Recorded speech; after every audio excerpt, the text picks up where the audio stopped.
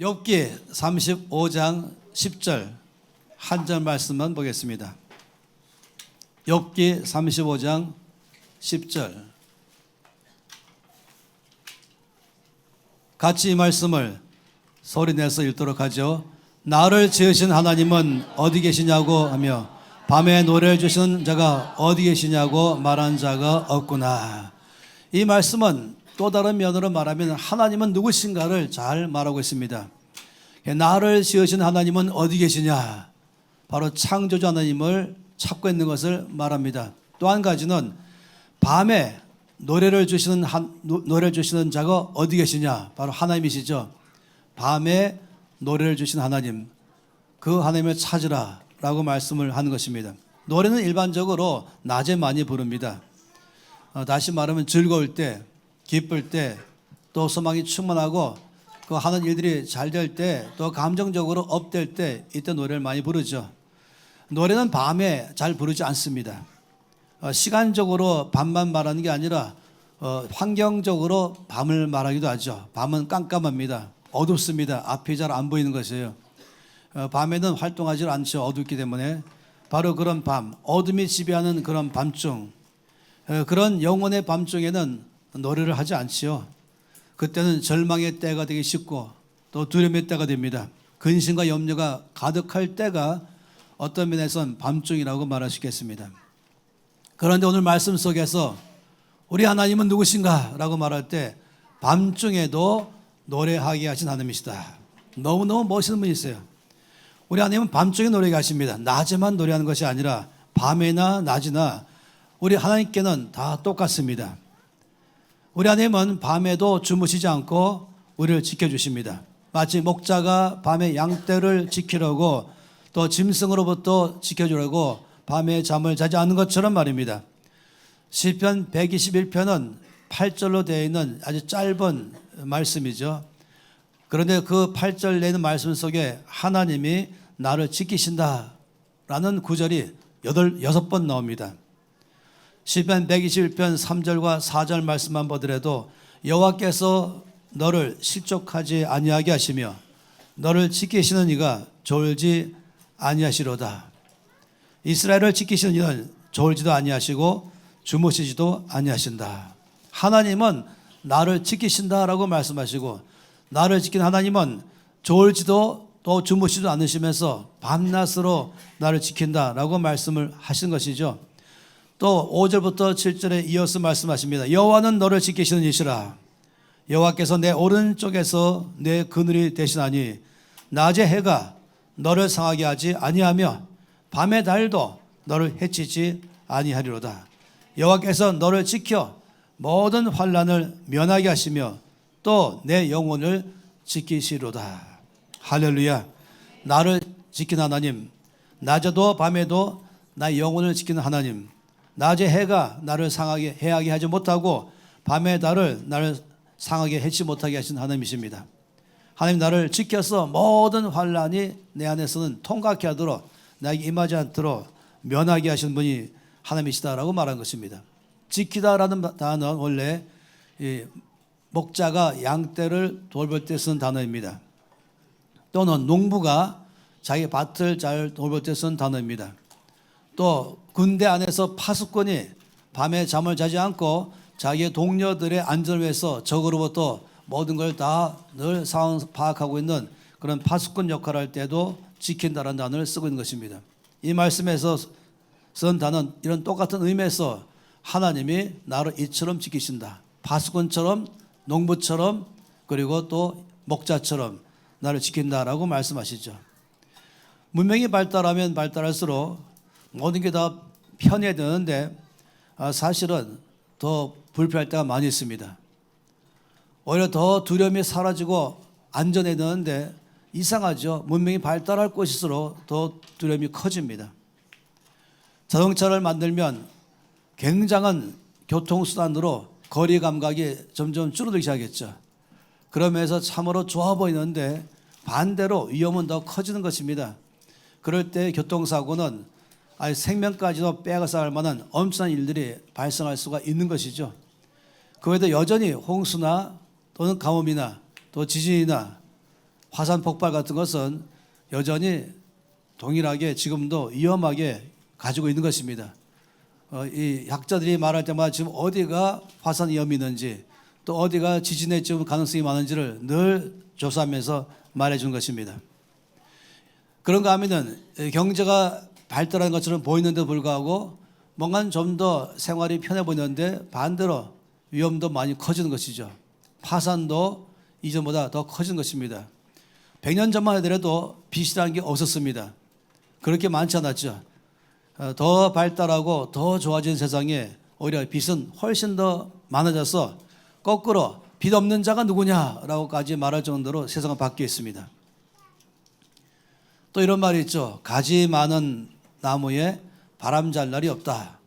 이 말은 일이 많으면 많을수록 일하는 사람이 많을수록 거기에는 어려움도 많다 이 말 아니겠어요? 자녀가 한 명일 때보다 두 명, 두 명보다 네 명, 네 명보다 다섯 명일 때는 좀 더 바람 잘 일이 없다고 말하기도 하죠. 저는 많은 경우에 이 사역자들과 사역이 크면 클수록 신경이 쓰일 때가 많이 있습니다. 또 누가 와서 조용히 말하면 또 뭔 일이냐라고 말해도 한두 번이 아닌 것입니다. 그래서 저 앞에 여러 차례 제가 주의 저의 심장을 강하게 해주십시오. 웬만한 일에는 눈도 깜짝하지 않도록 주여 제 마음과 심장을 보호해달라고 기도할 때가 한두 번이 아니었습니다. 그래서 감사하게도 제 기도를 들으시고 제 심장을 든든하게 만들어 줬던 것이에요. 하나님께서는 우리 가운데 이런 모든 상황은 바뀌지 않습니다. 외부의 상황도 안 바뀌었는데 주께서 우리 가운데 말씀하신 것은 이것을 방지하는 방법은 마음의 담대함을 가지라고 말한 것이에요. 어떤 상황에도 껐떡하지 않는 두려움이 없는 마음을 가지라고 말한 것이죠. 이 두려움은 자연적으로 올 수밖에 없습니다. 이런 모든 상황에 의한다면 너무 두려움이 많이 올 수가 있는 것이죠. 그런데 사람들은 이 두려움을 그냥 당연한 결과로만 생각합니다. 그런데 저는 말하기를 두려움은 어떤 위험한 병보다 더 위험한 병이다 이렇게 말하고 싶어요.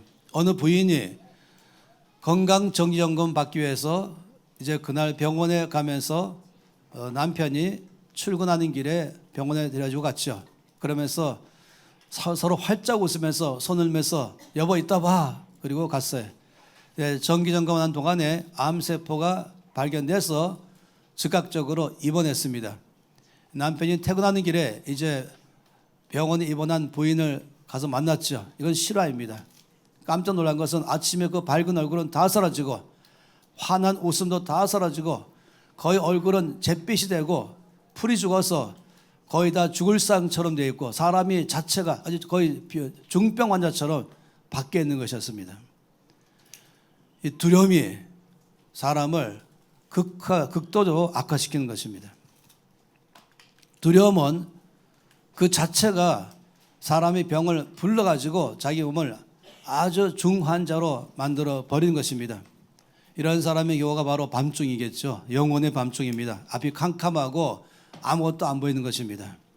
사스 바이러스 아시죠? 최근에 코로나 말고 사스 바이러스가 2002년 말에 발생해서 2003년 말에 1년 동안 있었습니다. 전 세계적으로 움직였던 이 바이러스죠. 그 1년 동안에 800명이 죽었습니다. 전 세계가 떠들썩하고 매스컴은 밤낮으로 열기만 하면은 바이러스가 어디까지 갔나느니 거기에 따라서 가진 백신이 있냐 없냐 몇 개 있냐 이런 것 때문에 계속 말하고 있는 것이 온 나라의 매스컴을 다 도배했습니다. 그런 이제 1년 다 돼가는 2003년 12월 첫째 주 금요일 아침에 500명의 그룹이 아침 금식하면서 나라를 위해서 기도하러 나갔었죠. 그때 선생님께서 바로 사스를 위해서 기도하라고 말씀했어요. 그러면 사스를 위해서 어떻게 기도할까요? 백신이 많이 나오기를 기도할 것인가? 아니면 좀 더 사람들이 빨리 회복할 수 있도록 해달라고 기도할 것인가? 그래서 주께서는 아니, 한 가지만 기도해라. 두려움을 위해서 기도하라.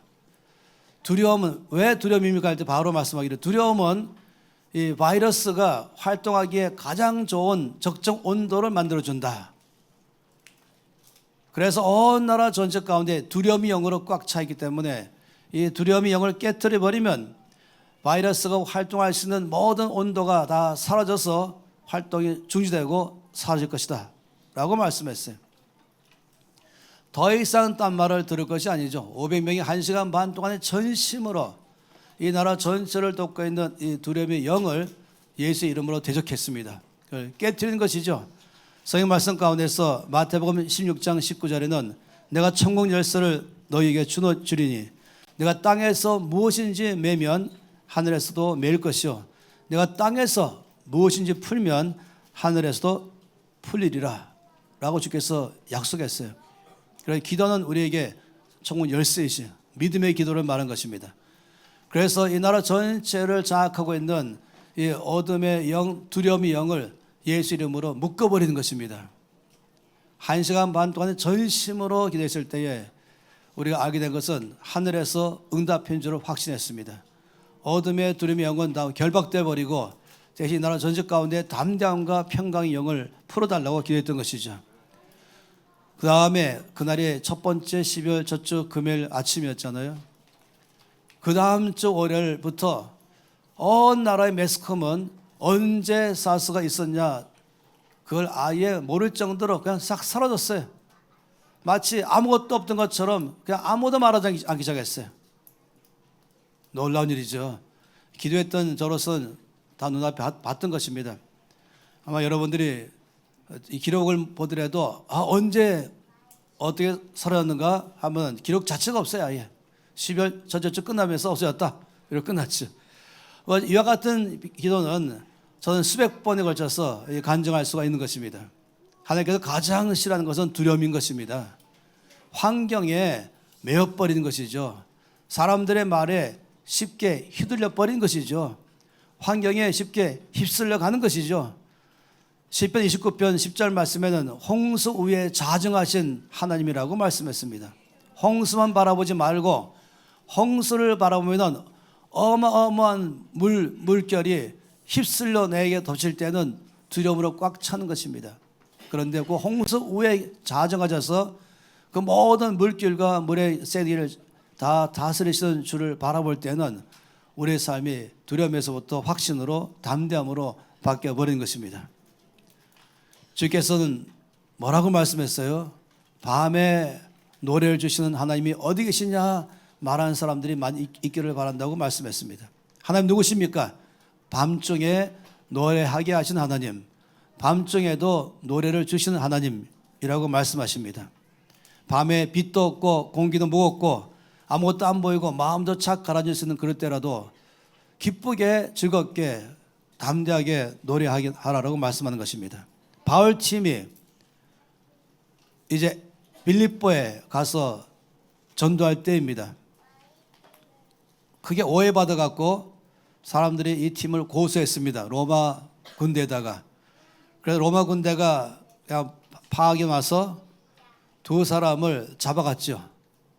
그 주동자로 리더십 팀에 바울과 실라를 잡아갔습니다. 그리고 아주 심하게 매를 때렸죠. 왜냐하면 그들이 고소한 이유는 당시에 로마 대제국은 황제 숭배 사상이 있어가지고 황배 이외의 것을 숭배하면 최고형에 해당한다. 이것으로 고소한 것입니다. 그래서 자연히 그 최고형을 맞아갖고 이제 실컷 맞은 것이 엉덩이를 때리는 태장이죠. 엉덩이를 뺏기고 물이 묻은 그 막대기로, 막대기 봐도 태장 아니겠습니까? 그걸 때린 것이 피가 범벅되는 그런 일이 발생했죠. 그리고는 깊은 감옥에 집어넣어 버렸습니다. 당시에 로마 대제국은 지상에 감옥이 없고 땅 속을 파고 거기에 감옥을 만들었습니다. 지하 2층, 3층, 4층, 5층 내려가면서 감옥을 만들었죠. 깊은 감옥에 넣어버리고 그들의 발은 착고로 꽉 채우고 그리고 감옥 문은 단단히 닫아버렸습니다. 밤중이 되었다고 말했습니다. 성경에서 말할 때 오늘처럼 1시, 2시, 3시 이렇게 하지 않고 이렇게 말하죠. 새벽에 아니면 밤에, 밤중에 이런 식으로 말합니다. 성경이 말하는 이 밤중은 가장 어두울 때를 말합니다. 칠흑같이 어두울 때, 그때를 말한 것입니다. 이때에 이 바울에 대해서 말한 내용이 나와 있죠. 이 사도행전 16장 22절에서 25절 말씀이 바로 그 말씀이죠. 우리가 일제히 일어나 고발하니 상관들이 바로 로마의 병사들이 이 장교들이겠죠. 옷을 찢어 벗기고 매로 치라 하여 많이 친 후에 옥에 가두고 간수에게 명하여 든든히 지키라 하니 그가 이러한 명령을 받아 그들을 깊은 옥에 가두고 지하 깊은 곳에 그 발을 착고에 든든히 채웠더니 한밤중에 말했어요. 가장 어두울 때에 바울과 실라가 기도하고 하나님을 찬송하며 제수들이 듣더라. 전혀 상황에 맞지 않는 일이 일어난 것이 그 밤에 말입니다. 전혀 그 장소와 때에 어울리지 않는 일이 발생했어요. 노랫소리 나온 것이죠. 그 깊은 밤, 지하 감옥 안에 깜깜 밤이 되면은 노래가 나오는 것이 아니죠. 한숨과 절망의 소리가 나오는 것입니다. 아주 깊은 이 절망의 어둠이 쫙 깔리는 그런 지하 감옥인데 이 간수들이 한 번도 없던 분위기를 보게 된 것이 노랫소리가 들리는 것입니다. 그러니 제수들이 그 노랫소리를 들었다라고 말했습니다. 이 가장 어두운 밤, 깜깜한 밤, 시간적으로도 캄캄하고 영혼으로도 캄캄한 그때, 내일을 전혀 알 수 없는 그 순간이 왔을 때 일반적으로는 절망과 두려움에 사로잡히잖아요. 원망이 있게 되잖아요. 그런데 바울과 실라는 기도하고 주를 찬송했습니다. 궁금한 것이 있어요. 바울과 실라가 그때 무슨 찬송을 했을까? 우리가 조국 가면은 한번 물어보면 좋겠습니다. 근데 제가 한 가지 안 물어봐도 아는 게 있어요. 바울과 실라가 도대체 무슨 노래 불렀을까? 곡조는 무엇이었을까? 장조였을까? 단조였을까? 템포는 어땠을까? 템포 느렸을까? 빠랐을까? 하는 것입니다. 이 풍진 세상을 만났으니 뭐 이런 내용. 제가 어릴 때 많이 불렀던 노래죠. 그래서 제가 확신한 것은 그날 그 캄캄한 밤에 바울과 실라가 부른 노래는 장조였을 것이다. 밝은 노래 말입니다. 템포도 빨랐을 것이다. 가사는 어땠을까? 제가 겨우 찾은 게 마틴 루터가 밤중에 부른 노래의 가사 한번 찾습니다. 내 주는 강한 성이요 방패와 병기 대신이 큰 환난에서 우리를 구하여 내시로다. 옛 원수 마귀는 이때도 힘을 써 모략과 권세로 무기를 삼으니 천하에 누가 당하랴. 내 힘만 의지할 때는 패할 수밖에 없도다. 힘 있는 장수 나와서 날 대신하여 싸우네. 이 장수 누군가? 주 예수 그리스도 만군의 주로다. 당할 자 누구냐? 반드시 이기로다. 이건 루터의 밤중에 부른 노래였습니다. 아마도 이런 비슷한 풍자의 노래를 바울 실라가 불렀을 것이에요. 계시록 19장 6절 7절 말씀에도 바로 그런 밤중에 부른 가사가 있습니다. 또 내가 들으니 허다한 물이 음성과도 같고 많은 물소리와 같고 큰 우레소리와도 같은 소리가 말하기를 할렐루야 주 우리 하나님 곧 전능하신 이가 통치하시도다. 우리가 즐거워하고 크게 기뻐하며 그에게 영광을 돌리세. 이런 노래 부르는 그 우리들은 환난과 핍박 가운데 있는 사람들이었습니다. 많은 사람은 순교자의 피를 흘린 것도 그 무리였습니다. 그런데 이들의 찬양의 주가 할렐루야 주 우리 하나님 곧 전능하신 이가 다스리신다. 우리는 즐거워하고 크게 기뻐한다. 모든 영광을 그에게 돌리자. 이것이 바로 계시록의 노래인 것입니다. 왜 바울과 실라가 장조했을 것일까? 왜 단쪽 아닐까? 왜 느린 곡이 아니고 빠른 곡일까? 바울의 신앙 고백 안에서 알 수 있습니다. 이 데살로니가전서 5장 16절부터 18절까지의 성령으로 바울은 이렇게 고백했죠. 항상 기뻐하라. 항상이란 말은 항상입니다. 쉬지 말고 기도하라. 쉬지 말고도 쉬지 말고입니다. 범사에 감사하라. 범사도 범사인 것이에요. 항상과 쉬지 말고 범사 이걸 포함한다면 낮이나 밤이나 내 상황이 어떤 상황이 있든지 내 형편이 어떤 상황이 있든지 내 몸의 상태 어떻든지 내 감정이 어떤지 상관없이 이거 다 포함해서 항상이며 쉬지 말고며 범사인 것입니다. 그런 말하기를 이것이 그리스도 예수 안에서 너희를 향하신 하나님의 뜻이다. 여러분 주의 뜻 알기를 원하십니까? 이게 바로 주의 뜻입니다. 다른 거 구하지 마세요. 더구나 빌립보서 전체는 제목이 뭡니까? 기쁨의 책입니다. 4장 4절은 거기에 하이라이트죠. 주 안에서 항상 기뻐하라. 내가 다시 말하노니 기뻐하라.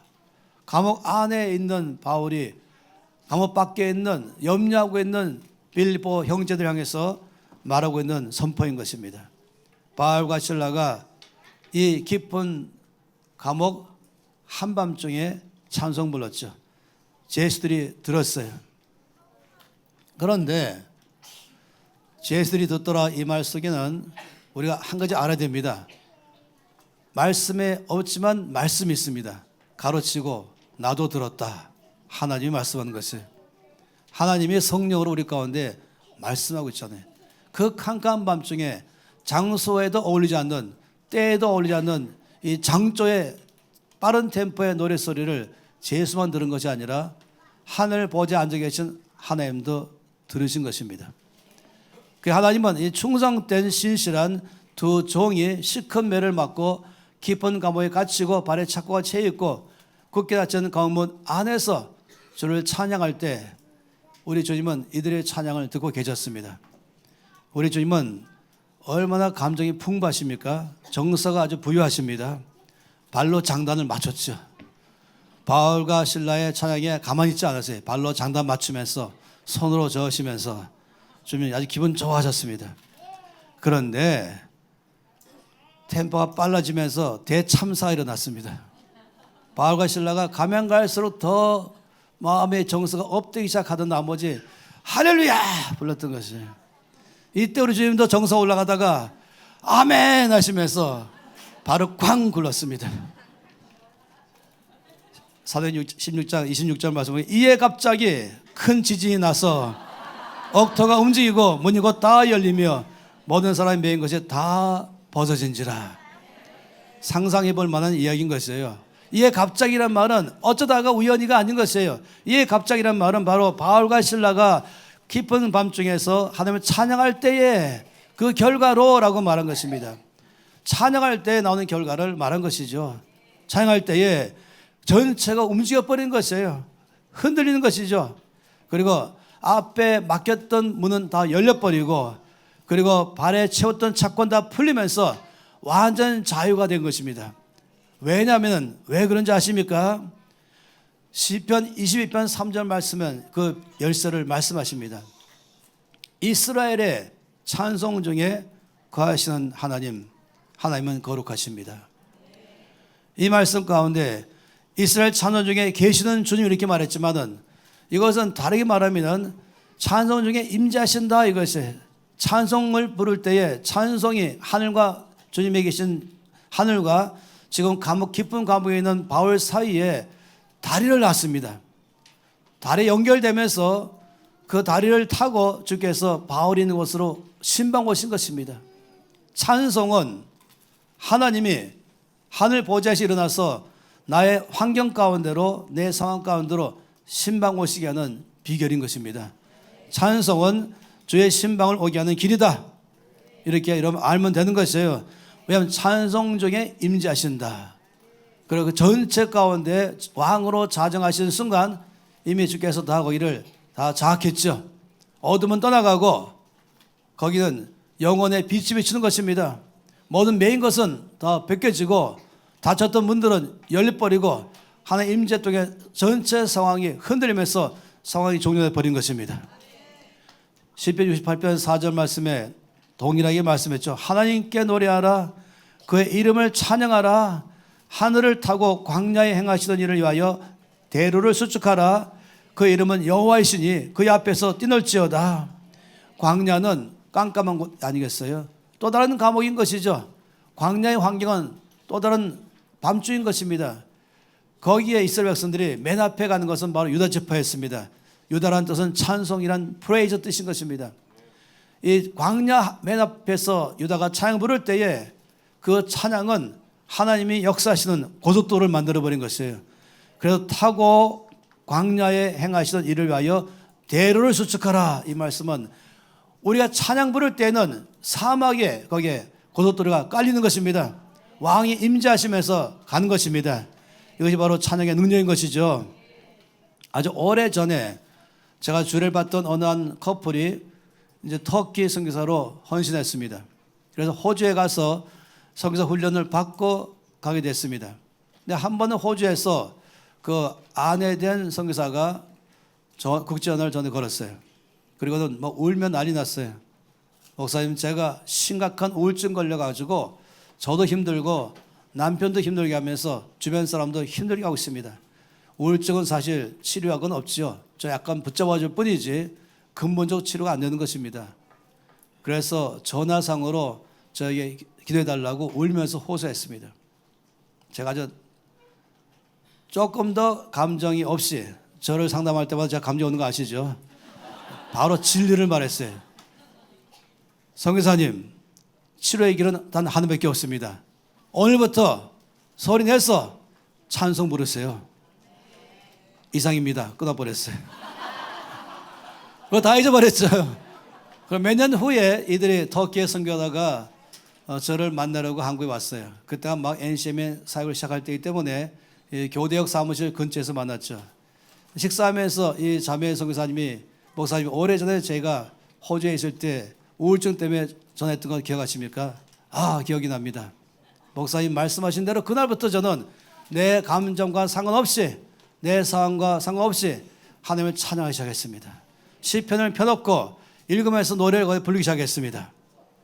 그래서 완벽하게 우울증이 치료되었습니다.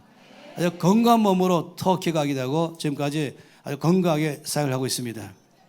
왜냐하면 찬양을 부르면 좀 임재하시잖아요. 찬양을 부르면 나의 발에 메었던 정서적인 어려움, 아니면 내 안에 있는 정신적 어려움, 내 앞을 가로막던 환경적 장애물까지 찬양은 다 열어버리고 벗어버리게 하고 나를 자유케 하는 것입니다. 왜냐하면 찬송 부를 때에 하나님 임재하기 때문인 것입니다.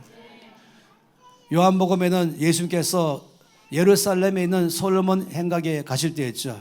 거기는 이제 가운데 호수가 있는데 호수를 주변으로 수많은 사람이 앉아 있어요. 이들의 공통점은 불치병 환자들입니다. 의사로도 약으로도 치료 안 되는 사람은 마지막으로 가는 곳이 거기입니다. 호수를 중심으로 해서 다 둘러앉아 있는 것이에요. 왜냐하면 멍단다 호수만 바라봐요. 전설에 의하면 그 천사가 호수에 가끔씩 오는데 오면 물이 움직인다는 것입니다. 그때 어떤 병 걸린 사람이라도 첫 번에 들어가면 낫는다. 이 전설 때문에 마지막에 거기 가 있는 것입니다. 제가 말하는 이것이에요. 천사가 와도 역사를 한다면 천사를 지으신 전능자 하나님이 우리 가운데 임재하시면 상황 종료입니다. 끝나는 것입니다. 어둠은 끝나는 것입니다. 어둠의 파워가 더 이상 활동할 수 없는 것입니다. 하나님께서 우리가 찬양하면서 할 때는 임재하시면서 바울과 신라에게 일어났던 것처럼 우리 모든 사람 가운데 일어났던 것처럼 바로 역사하기 시작하는 것이죠. 그러니 하나님 다스리신다 고백의 찬양의 내용 아니겠습니까? 좀 전능하십니다. 이게 찬양의 내용 아니겠습니까? 좀 선하십니다. 은혜로우십니다. 주님은 아까 부른 것처럼 동일하십니다. 그런 거 아니겠습니까? 자, 오늘 찬양 부르면서 참 감동한 것은 이렇게 말했죠. 주 사랑 내가 노래하는 이유입니다. 그건 바로 밤중에 내가 노래하는 이유는 밤중의 상황 관계없이 주님 사랑 때문입니다. 주 사랑은 밤이나 낮이나 아무 변함이 없는 것이에요. 동일한 것입니다. 또 이렇게 아까 불렀잖아요. 믿음의 눈들어 주를 바라봅니다. 바울과 실라가 그때는 바로 믿음의 눈을 들을 때인 것이죠.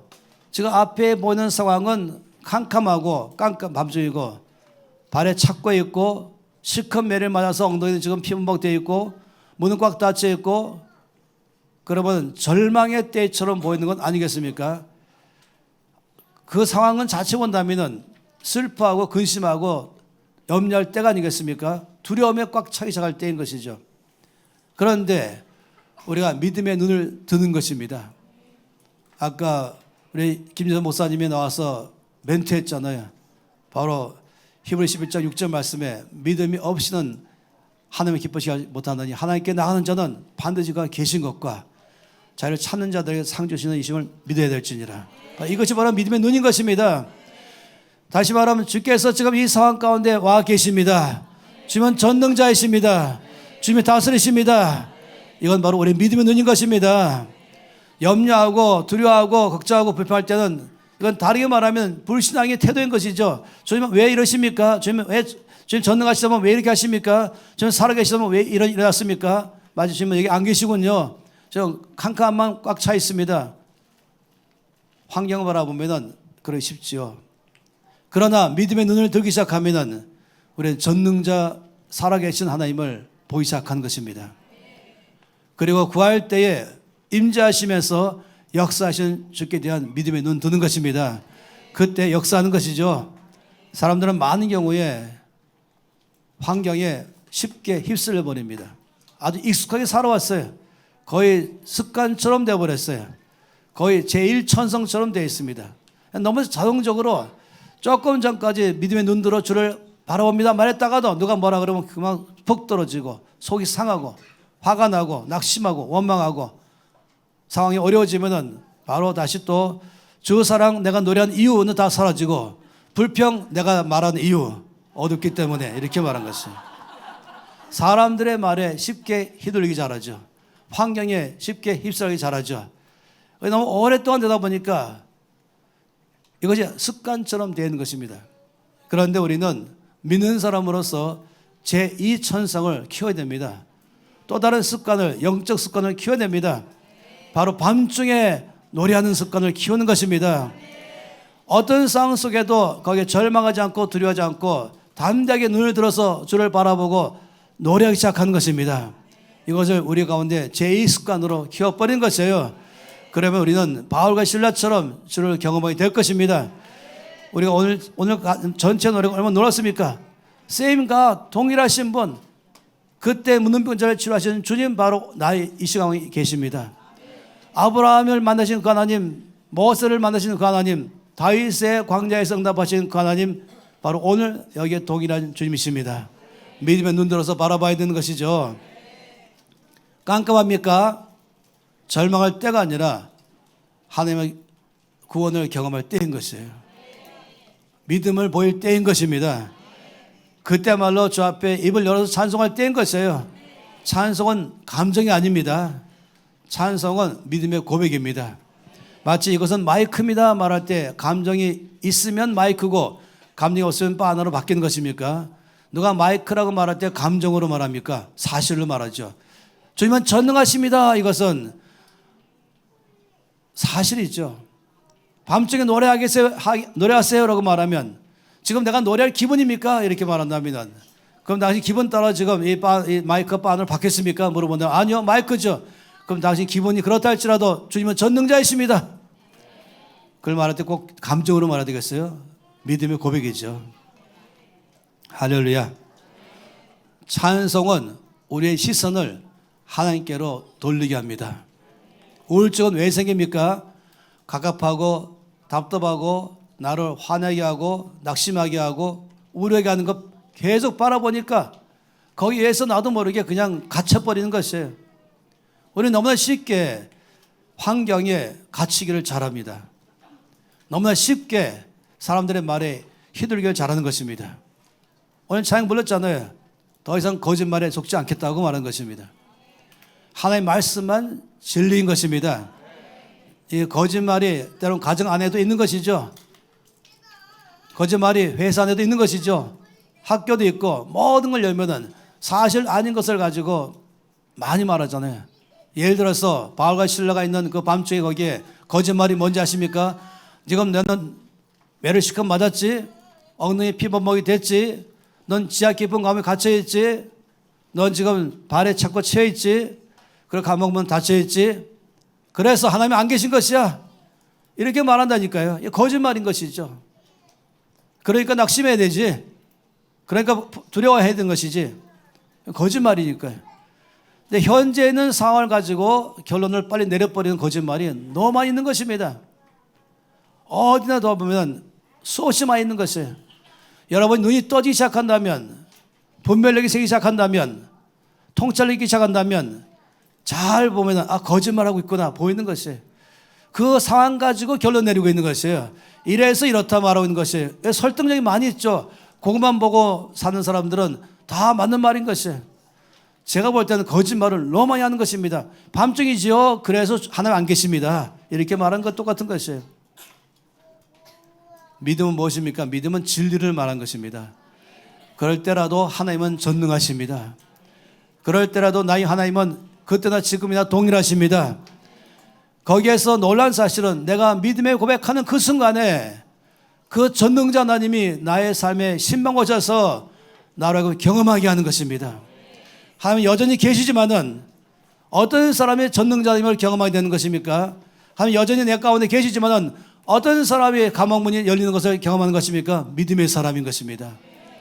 믿음의 최고의 하이라이트는 찬송인 것입니다. 주를 노래하는 것입니다. 바로 그럴 때 주께서 오셔서 내 삶에 역사하기 시작하는 것이죠. 우리가 앞으로도 결정하셔야 되겠습니다. 믿음으로 살기로 결정하는 것입니다. 밤에 노래하게 하신 하나님을 믿는 것입니다. 낮에만 아니라 밤에도 우리가 하나님을 바라볼 때 노래하는 것입니다. 깊은 감옥에 있다 할지라도 나의 하나님은 전능자이신 것입니다. 나의 하나님은 신실하시고 은혜로우시며 바로 이 가운데 임하셔서 나의 삶을 바꾸는 분, 바로 그 하나님이신 것이에요. 그걸 믿을 때마다 주를 경험할 줄 믿습니다. 더 이상 이 사단의 거짓말 거기다 다 반응하지 마세요. 이 환경의 거짓말 거기에 여러분 반응하지 마세요. 이 사람들의 거짓말 거기에 반응하지 마세요. 우리가 결정하는 것은 하나님의 말씀에만 나는 반응하겠습니다. 나는 하나님께만 반응하겠습니다. 항상 기뻐하라 하시니 예 항상 기뻐하겠습니다. 쉬지 말고 기도하라 하시니 예 그리하겠습니다. 범사에 감사하라 하시니 예 그리하겠습니다. 할렐루야. 그러면 바울처럼 실라처럼 다윗처럼 수많은 믿음의 사람처럼 주님을 경험하게 될 줄 믿습니다. 찬양 부를 때에 주님이 신방 보시는 것이죠. 찬양 부를 때에 고속도로가 깔리면서 광야 가운데 왕이신 하나님이 임재하시면서 나의 삶을 이끌어갈 줄 믿습니다. 손 높이 들겠습니다. 그리고 이 시간에 고백하면서 믿음의 고백하면서 주여 제가 너무 오랫동안 제1천성처럼 돼서 환경에 휩쓸릴 잘하고 사람의 말에 휘둘릴 잘했지만은 이제 제가 제2천성으로 바꾸겠습니다. 이제는 말씀에만 반응하는 삶을 살겠습니다. 밤중에 노래하게 하신 하나님을 바라보겠습니다. 그리고 하나님 당신은 전능하십니다. 하나님 당신은 언제나 함께 계십니다. 나를 지키시는 하나님이십니다. 이 상황 가운데 오셔서 나의 모든 상황을 바꾸시는 분은 바로 하나님이십니다. 그렇게 고백하는 삶을 살겠습니다. 그때마다 역사하셔서 주님 이것이 나의 제2천성이 되어서 또 다른 차원의 승리의 삶을 나로 살게 해 주시옵소서. 또 함께 주여 고백하면서 기도하겠습니다. 주여 아버지의 믿음의 삶을 살아내겠습니다. 밤중에 노래를 주시는 아버지 하나님을 바라보겠습니다. 캄캄한 밤이라 할지라도 문들은 닫혀 있다 할지라도 발은 착고에 지어 있다 할지라도 나의 하나님은 전능하십니다. 나의 하나님은 항상 나와 함께 계십니다.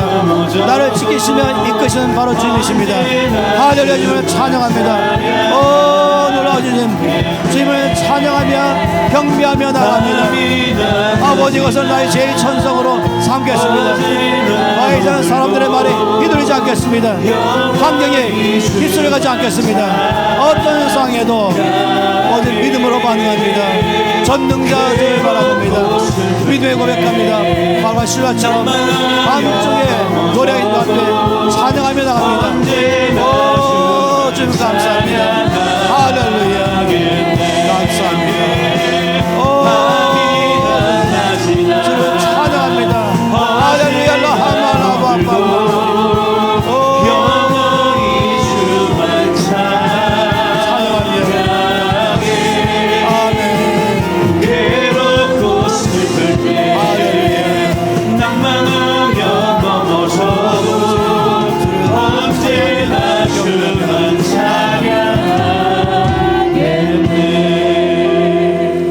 주시는 하나님을 바라봅니다. 아버지 우리를 위하여 지으실 그 성에 있는 아버지 그 하늘나라를 바라봅니다. 아버지 밤에도 노래를 주시는 그 하나님은 지금 나의 하나님이십니다. 아버지, 믿음이 나를 돌파케 합니다. 믿음 싸움입니다. 뒤로 물러가지 않을 것입니다. 아버지, 우리를 오늘 또 믿음으로 경고케 세워주시니 감사합니다. 아버지, 오늘 또다시 저는 시작할 것입니다. 아버지, 한 발도 뒤로 물러가지 않을 것입니다. 예수님 이름으로 기도합니다. 할렐루야.